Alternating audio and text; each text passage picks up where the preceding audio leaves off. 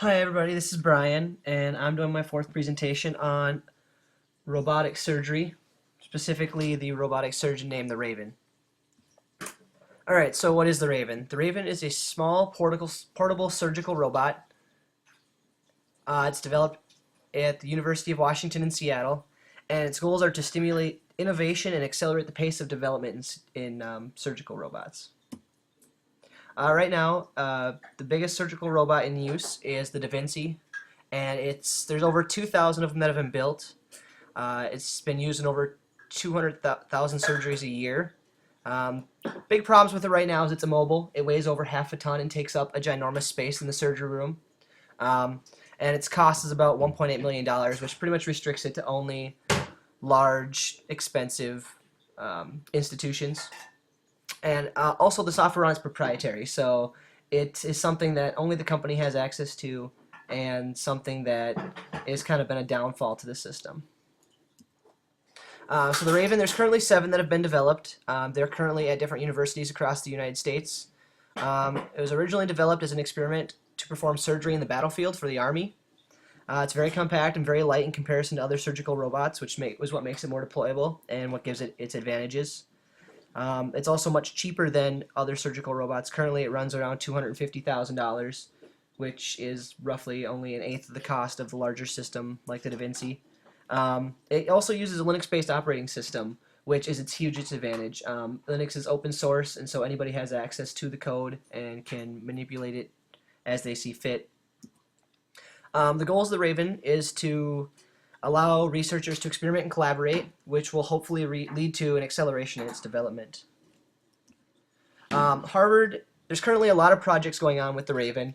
Like I said, of the 7 that have been developed, they're all at universities and institutions right now. None of them are actually being used in the field yet. Harvard is actually currently using the Raven to try to operate on a beating heart without having to stop it like we normally have to do for surgery currently. The University of California in Los Angeles is working on ways to give the Raven a sense of touch that can be communicated to the operating surgeon. And the University of California, Berkeley, is trying to teach the robot to operate autonomously by mimicking surgeons.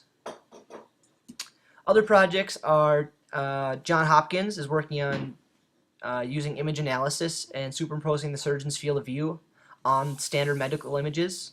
And the University of Washington, which is actually who developed the Raven, is researching force feedback, which is using the robotic's intelligence to create barriers around things the surgeon needs to avoid and attractive force fields around things that the surgeon wants to touch, so that when the surgeon looks at the screen, he has a better understanding of what he's looking at.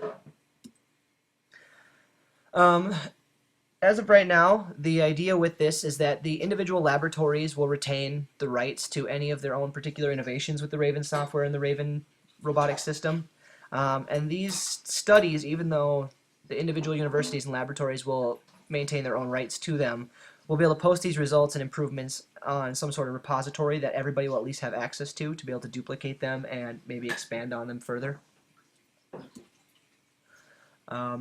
The Raven has not yet been approved by American regulators, so all studies are restricted to animals or human cadavers. And actually, Intuitive Surgical, which is a company that owns the Da Vinci, has current patents in place that actually make launching the Raven right now kind of a tricky legal process. And those patents are due to expire in a few years. So hopefully, when those expire, a lot of research will already been done on the Raven. That'll allow all the advanced research that's been done on the Raven to be implemented and put out in the medical field.